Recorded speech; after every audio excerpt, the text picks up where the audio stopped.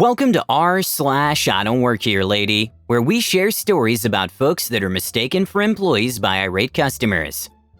And the first story is, Don't Work Here, Mom. Hey everyone, after listening to many YouTube videos about this subreddit, I finally decided to join and share one of my own stories.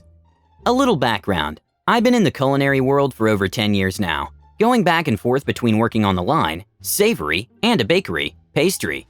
I love both, and although I'm very good at what I do and love to cook and bake, I am by no means a chef.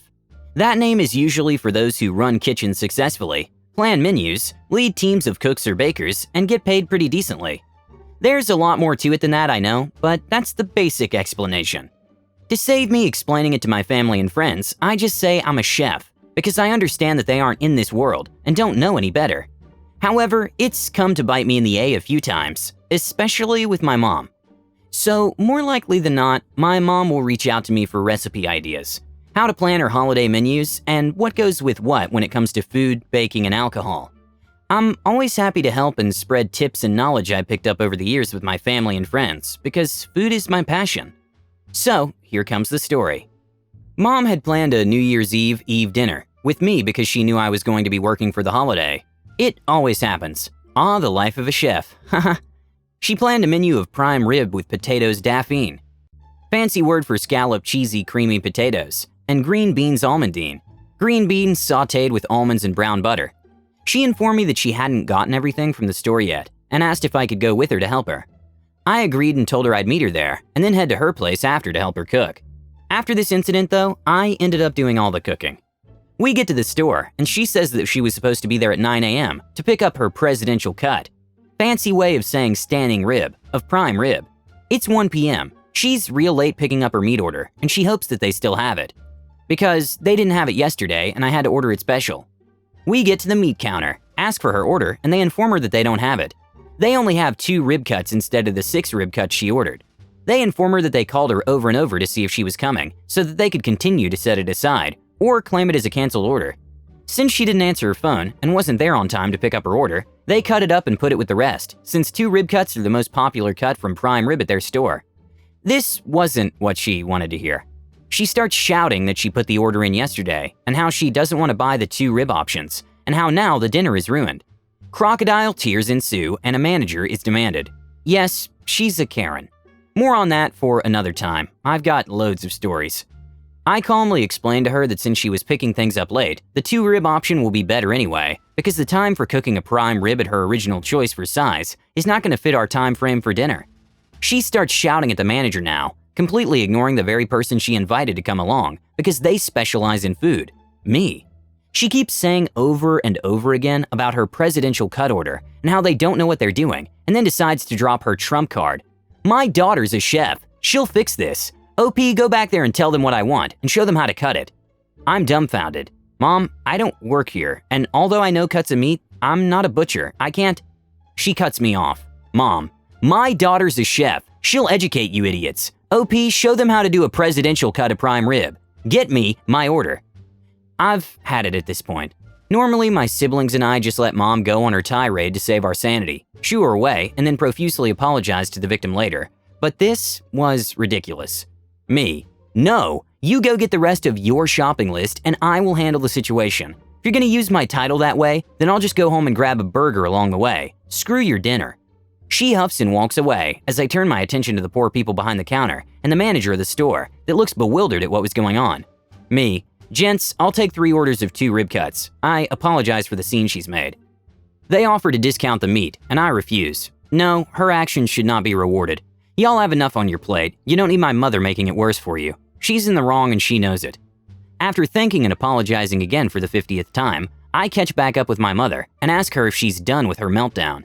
She sees the meat order and huffs again, saying whatever as she throws it in her basket. We made it out of the store alive and head home, only to hear her retell her experience to my poor stepfather. I ended up cooking dinner with him that night and summoning her from her room, where she went to pout when everything was ready.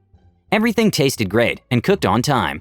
I still feel bad for those poor butchers behind the meat counter that had to endure my mother's Karenisms, and hope they enjoyed their New Year's. This is a regular thing with my mom that us kids and my dad, her former husband, have and had to put up with over the years. I've got loads of stories and would be happy to share. I'm just not sure which subreddit I'd share those in. Thanks so much for reading this long but kinda funny story about my mom trying to make me work at a butcher counter.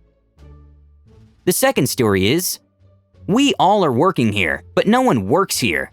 I currently work as a commercial electrician, and our company is the go-to for Aldi when it comes to remodels of their stores. A majority of the remodels are extensions on the existing building, so for the first month or so we work in the new area while the store is open with a temporary wall separating us. Customers get used to seeing construction going on while still being able to shop. Signs are regularly posted, informing the customers when the store will be shut down, and several days before, many of the Aldi employees inform them of the store's temporary close. So, shutdown happens, and there are many more trades all working there at the same time. Heavy equipment is brought in, i.e. cranes, forklifts, boom lifts, cement trucks, etc. It's obviously an active construction site, and most of the time fencing is placed around the building, and more signs are posted that store is closed and to keep out. Yet all this does little to stop the swarms of zombie customers still trying to come inside and shop. They move the gate to drive in, squeeze between the fence, step over construction materials, ignore the shouts of the construction workers, all to enter the building and be confused as to why the shelves, or lack thereof, are bare, and they can't get the Aldi deal on quinoa. Now to the good part. We are 3 to 4 weeks into shutdown, and the typical sights, sounds, and smells of construction can be heard emanating from the building. Enters an oblivious Karen. She walks through all the aforementioned obstructions, ignored the signs, toned out the plumber who told her the store is closed, and is just standing several yards inside the store. Seeing the confusion on her face, I tell her the store is closed, but she fails to hear me. I walk closer, as she's about to be standing underneath a welder with molten slag falling from the ceiling. I reiterate the store is closed, but the sights of 40 guys all doing different types of labor has clouded her mind. She then sees me and asks, "Are y'all still open?" Fed up with this woman's ineptitude, I call upon my skills of being a combat veteran who has learned to yell with a voice so booming that God himself would tell me to STFU, I can hear you up here. I don't work here, but the store is closed. You need to leave now. Even with my message being so loud and clear that workers in the back of the store stop and look at the commotion, the simple Karen still can't get the message. All she has heard is, "I don't work here," and continues her trek further into the store. I now come face to face with her, as there have been instances of people trying to come on active construction projects to get injured and sue the company in charge. Being the simple mammal she is, Karen is stunned that her pilgrimage is being blocked by me and asks, "Can I just get a few things?" My mind locked up tighter than a safe at Fort Knox. My brain plays the Windows XP sound as I take a second for it to reboot. I gesture towards the empty and demoed shelves and ask her what she's going to buy. My point-blank blast of sarcasm is too little to pierce the veil of stupidity of this Karen, who takes this sweeping gesture as an invitation to be my guest and tries to continue the perilous journey in search of sustenance. Finally, reinforcements have arrived as the general contractor approaches and physically walks her out, telling her the store is closed and she needs to leave before she's hurt or the police are called. It finally ends as the Karen concedes with a final retort of, "Well, I never." The third story is, I used to work here, but not anymore. So this is a story from 2014, when I was a leasing agent working at an apartment complex. First, some backstory. I happened to work where I lived, and while this may sound convenient, and I guess it wasn't when neighbors realized who I was. It was common for neighbors, one in particular, to knock on my door and demand I fix something, or that I take care of something for them, anywhere from fixing their AC to lowering their rent. I'd explain that I'm just a leasing agent. I can't fix SH and have no authority whatsoever. And while I have endless stories of people's stupidity, I was rarely able to do anything other than smile and nod and kiss their feet. Eventually, it came to pass that I stopped working there and just became a regular resident of that godforsaken place, which meant I no longer had to be nice. I gotta be honest, I was excited, effing elated at the prospect of my dip SH neighbor knocking on my door late in the evening. I could not wait to tell her to go F herself. Sure enough, one day, about a month or so after I was done working there, I get an aggressive knock on the door, and I actually was giddy, but also angry at the same time. I had 2 years worth of leasing agent aggression to get out. Anyway, here's how it went.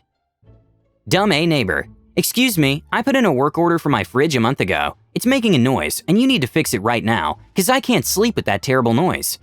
Me, joyous at the prospect of her setting herself up so perfectly. "Is that so? Well, again, I can't fix it. You'll have to call the office tomorrow. In the meantime, how can you hear the fridge over your own BS? DN, excuse me? I'll have you fired for speaking to me like that. How dare you? Blah, blah, blah. Me, good luck, a-hole. I don't work there anymore. And for the 1000th time, when I'm not at the office, I can't do jack SH to help you because I'm just a GD leasing agent who doesn't fix SH, doesn't have the power to change your rent, and most importantly, doesn't give 2 SHs about your fridge being loud when you're the one being obnoxious, so shut the F up and leave me alone. DN, red and flustered. She tried to cut me off, but I just got louder. Well, I'm definitely calling your boss and having you fired. I can't believe this. She stormed off upstairs. She lived above me, and I heard stomping around and slamming. Bear in mind, she'd been a total D to me every time she came over. The others who bothered me at least were nice when I explained to them why I couldn't help. She was always loud, obnoxious, and an absolute P when she'd come to bug me. So anyway, I get a call from my old boss the next day, which was wonderful, because at first she was like, "So I heard from dumb A neighbor that you used some inappropriate language and were rude to her." That's, unacceptable. She just busted out laughing. This neighbor was constantly causing a ruckus, making complaints, being a D to all the staff, and my old boss was just happy for me, saying, "God, I'm jealous. You have no idea how much I want to do that to people, but we just have to effing smile and take it." What was it like? So yeah, we had a laugh about it. That was a nice aftermath to that, and that lady moved out later that year, and I did the following year. I hope you enjoyed listening to that as much as I enjoyed living it. And if you know of a good sub to share leasing agent stories, please let me know, because I've got some real doozies. For example, the time a resident asked me to take pictures of him for OkCupid. Thanks. And the last story is, I don't work here, lady. Got told I can't shop at Walmart if I work there. I don't work at Walmart. This happened about last year, when Walmart employees in my area still had to wear blue shirts to work. I was wearing a blue shirt and shopping in the electronics department.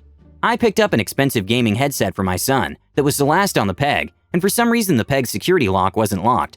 As I'm reading its features, a woman approaches me. "Excuse me, that's the one I'm looking for," and she holds out her hand. I look at her confused. "I'm sorry, but I'm gonna buy this for my son. If you ask, they might have more in the back." She gets angry. "Hey, I'm a customer. You can't just take stuff off the shelf. Customers want to buy." It clicks. She doesn't know I'm here as a customer too. "Ma'am, I don't work in this store. I'm shopping."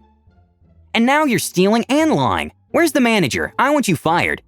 At this point, an actual employee hears what's going on and comes over to see who needs help. I'm fired, apparently. The guy, whom I know because this is my usual store and I shop here all the time, in the games section, pauses. "But you don't work here." "Nope." I hold the headset out to him. "Ring me up, would ya?" I didn't bother to see how the woman reacted. Thanks for subscribing and your support. Have a great day.